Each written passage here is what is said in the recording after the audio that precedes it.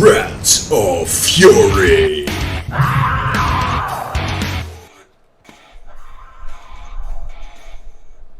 Alright, I'm back. I'm going to ask. Yeah, okay. Yeah, he's Ladies and gentlemen, now with audio. You found the sound button, yeah. I mean, it's Rants of Fury. It's called Rants of Fury for a reason. Welcome to the very first installment, ladies and gentlemen, of Rants of Fury. Before I start, disclaimer.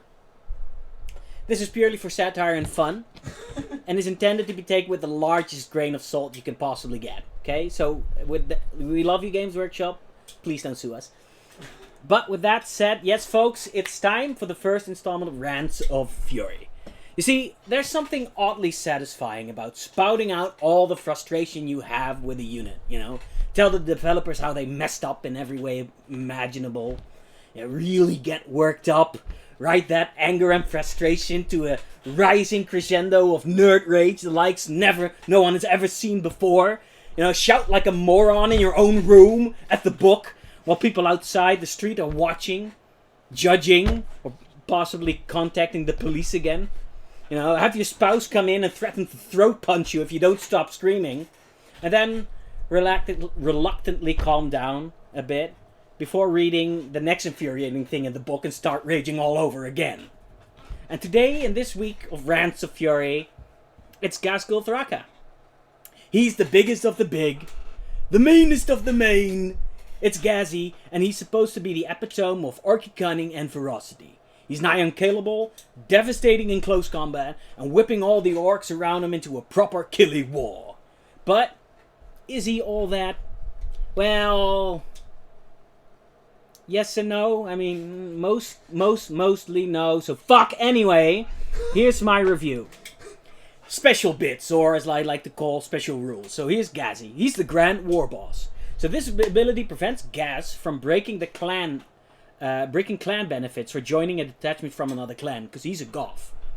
It's pretty nice, because that means you can use him in all the other clans without breaking the clan rule.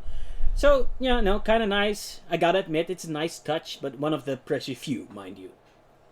So this next rule is Goths is the best. Reroll once to hit for the Goth clan units with melee weapons, while gee whiz golly, reroll once to hit. Just for Goth orcs, though, mind you. Apparently all the other clans are less impressed by the appearance of the Goth of the Prophet of Gorkamork, or maybe they don't quite understand Ghazi's weird dialect, I don't know. Meanwhile, the entire galaxy is filled to the other brim with chapter masters waving their emperor fetish rods around, shouting, "Go on, lads! Reroll everything, it's on me!" I mean, really, would it have hurt to just give good old Gaz the reroll everything aura for every clan? I mean, he is the prophet of Gork and Mork, and combat is kind of their thing, kinda. So, Goths is the best, more like Goths are kind of ever so slightly better.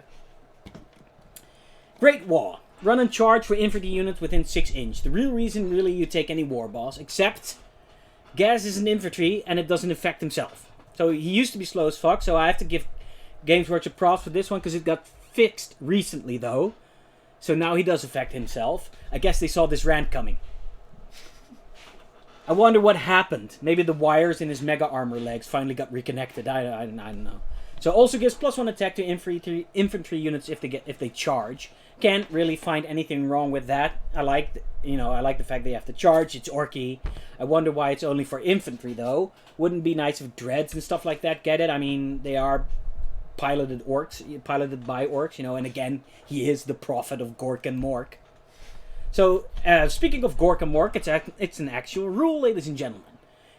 Prophet of Gork and Mork, 4-up invul, and he can only ever lose 4 wounds in any phase. Well, to be honest, this is interesting. It's the first in a 40k for so far as I can remember.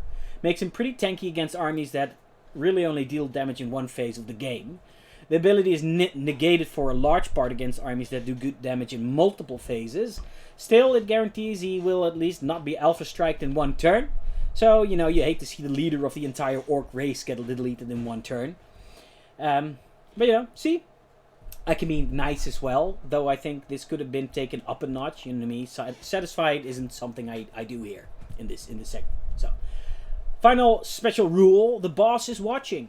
Units within 6 inch that fail a morale test can choose to pass instead by taking D3 mortals. So the basic Orc Warboss ability, really. So, why not just immune to morale? Right? Again, he is the prophet of Gork and Mork. Although now I think about it, the idea of Gaz just whacking orcs back into shape with a ginormous claw, well, that just warms my green heart. Yeah. Still, I can't help but feel there's a missed opportunity here for something more, like something more fluffy. Survivey bits. Or, in other words, how tough is he? What's the first thing we look at when we check out a character profile, boys and ghouls? Wounds, that's right. Gazzy has 12, which means, sad face, he's targetable. Never a good thing, really. But if he's tough enough, it's not the end of the world either. So let's see, toughness 7, 2-up save and a 4-up invul. Not bad, but not something that some decent firepower can't bring down in a single turn. Luckily, he can only ever lose 4 wounds in any phase, because he needs it. It's hard to say just how effective this ability is. I think most armies can deal damage in 2 phases of the game, as I said before. Even though Gaz is big and a monster, you can still protect him from charges by screening, kinda, sorta, hopefully. But you can't heal him with a pain boss, nor can you give him a 6-up Philippine either. Evidently, Ghazkul's massive frame is just too big to put a band-aid on his boo-boo. Not even Mad Dog Grotznik, who in the fluff, mind you, is in his personal retinue, can do anything to keep him up and running. You need a stratagem to use a really big special band-aid that says, there, it's okay, we all need a little help sometimes. My guess is, without playtesting, because I haven't played him, because, I'm mad, he'll survive through 3 rounds when he's being targeted. Against the right opponent, this can potentially be amazing, or at the worst, enough to get him at least through 2 rounds. In any case, he's on the clock. He needs to get into combat and do his business to make him worth the points.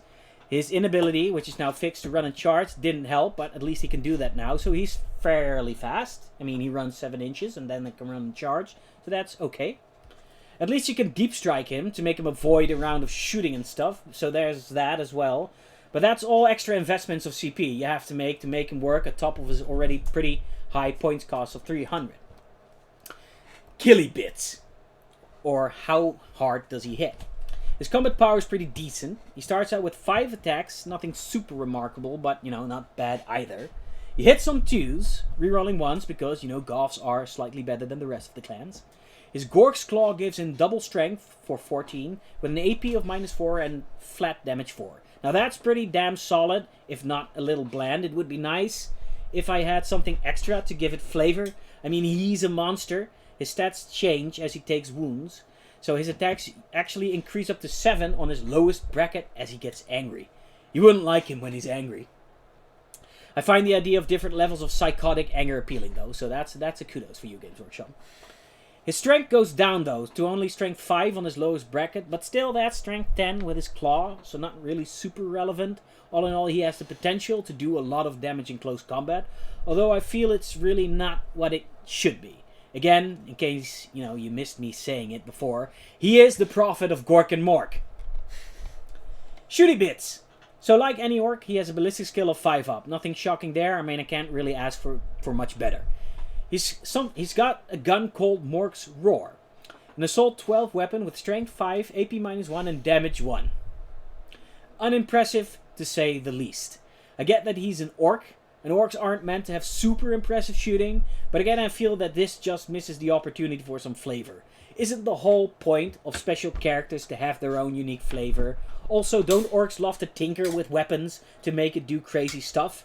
It's called Mork's Roar, for Mork's sake. Make it do something cool, like when it shoots, it's so loud that surrounding orcs get super riled up and get +2 inches to the charge. I don't know, I'm just spitballing, but something cool, Or at least make it damage 2, Games Workshop, you dummies. So, verdict. So, here's the big question. Is Gazzy worth the 300 points? Answer? Yeah. It's a shame, really. I kind of feel like sobbing quietly in a corner. I feel like they gave him some unique rules, like the cap on wounds, so he can suffer, in any phase. And the fact that he gets more attacks when he's hurt, but he doesn't really cut it. I feel he's bland. He doesn't have any special rules, and he doesn't bring enough to the table to justify investing in his point cost. He has too many restrictions. Most debilitating of which is the fact that he's a monster. So you can't use any of the good stratagems on him, and you can't put him in a transport. Thinking about it, though, I love the fact that he is a monstrous creature, to be a little bit more on the positive note here, because in the fluff, he's called the Beast of Armageddon. And he should be, but he's not. He just misses out on any real flavor. Where's mention of his titanium skull? You know, remember that? That used to give him like a headbutt attack. It wasn't going to kill anyone, but it was cool. Where's his super wall ability, where something really awesome happens, and not just +1 attack? I mean, for 90 points, I can make a war boss with warlord traits and relics that are basically similar in offensive output. In fact, I would argue the generic war boss would be better, seeing as though he's only got 7 wounds, so I can hide him. And I can fight twice with him. And I can fight with him when he dies. And, well, many more things. So, you know, in short, Ghazkul's cool, but he's not that cool. He's and it makes my heart sob. And that's my rant for this week. Where's the fury? Where's the fury? Where's the fury? Just scream a little. Just do a little scream. Let's go back to Friendly Fire Fridays.